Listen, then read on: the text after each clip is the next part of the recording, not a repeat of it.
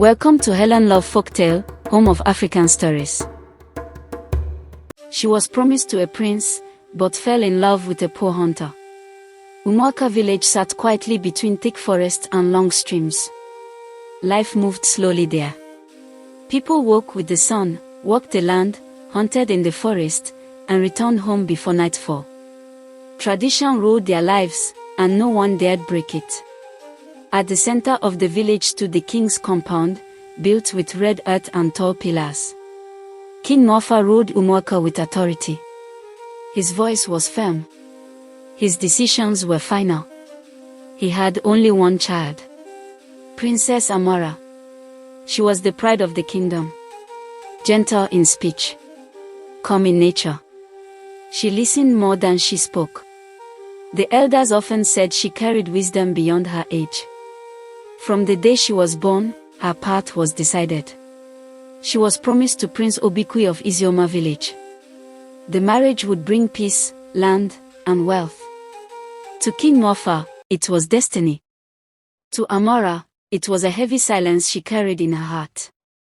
Whenever the prince's name was mentioned, she smiled politely, but her chest felt tight. Prince Obikwe visited Umuaka twice every year. He arrived with guards, horses, and expensive gifts. He laughed loudly and spoke proudly. He saw everyone beneath him. When he spoke to Amara, his voice carried command, not care. "You will soon be my wife," he once said. "You will learn how queens obey." Amara bowed her head. She said nothing. That was how she was raised. Far away from the palace lived a young hunter named Chike. He lived with his widowed mother at the edge of the forest. Life had never been kind to him, but it had made him strong. Every morning, he entered the forest with his bow. Every evening, he returned with meat to sell and food for his mother. Chike never dreamed of wealth. He only dreamed of peace. He had no reason to ever meet the king's daughter. But fate does not ask permission. One afternoon, Amara asked her maid, Ifunanya, to walk with her to the stream outside the village. "I need air," she said. "I feel trapped." They dressed simply and left without guards. At the stream, Amara stepped on wet stones and slipped. She cried out as pain shot through her ankle. Ifunanya panicked. Before she could scream for help, a young man emerged from the forest carrying an antelope. "Chike." He dropped the animal and rushed toward them. "Do not move," he said calmly. "You may hurt it more." He knelt, tore a clean cloth from his wrapper, and gently tied Amara's ankle. His hands were careful, respectful. Amara looked at him. Their eyes met. Something passed between them. Not fear. Not pride. Peace. "You will be fine," Chike said softly. "Thank you," Amara replied. He helped her sit on a flat rock, then stepped back. "My name is Chike," he said. "I hunt in this forest." "I am Amara," she replied, hiding who she truly was. That was all. But that moment stayed. Days passed. Amara found reasons to walk near the forest path.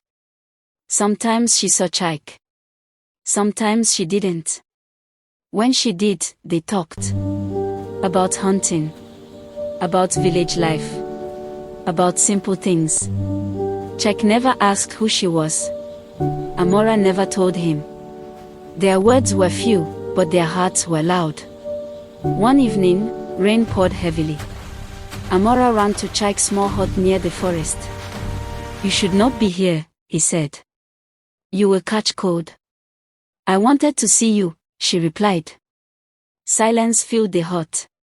Chike spoke slowly. "Amara, I am a poor hunter. I have nothing. But when I see you, my heart feels full.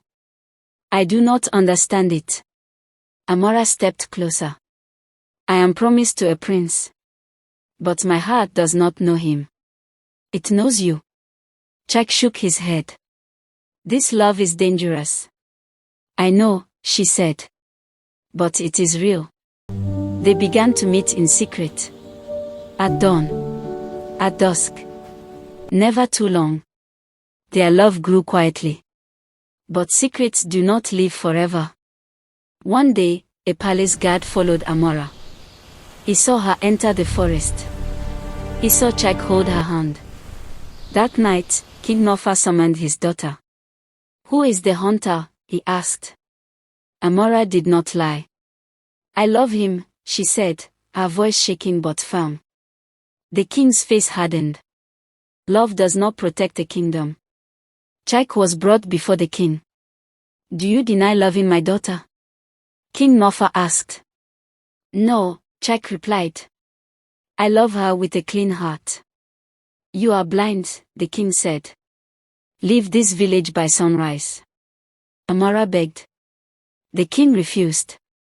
That same night, Prince Obikwe arrived. "You shame me," he said to Amora. "But you will still be my wife." Amora looked at him and felt nothing. Before sunrise, Chike left the village. His mother cried. Amora ran to him at the edge of Umuaka. "I will not forget you," she said. "Life," Chike replied. "Even if it is without me." Weeks passed. Amora stopped eating. She grew weak. The healer said, her body is fine. Her heart is broken. One night, King Nofa dreamed of his late wife. She said, "A kingdom without love will fall." The next morning, messengers were sent. Chike was found injured in another village. He was brought back. When Amora saw him, life returned to her eyes. King Nofa stood before them. "I was blind," he said. "I chose pride over truth." He turned to Chike. "If you truly love my daughter, stay. Serve this land. Protect her." Chike bowed. Prince Obikwe was sent away in anger. Time passed. Chike proved himself. He hunted for the kingdom. He guarded the borders. He respected the elders. The people began to accept him. One bright morning, drums filled Umuaka village. Amora and Chike were joined together before the people. There was laughter. There was dancing. There was joy. King Nofa watched his daughter smile and knew peace had returned. Their love began in silence, survived pain, and ended in joy. And in Umuaka village, elders still tell the story of the princess who followed her heart, and the poor hunter who became rich in love. If you enjoyed this story, stay with Helenlove Folktale for more African stories.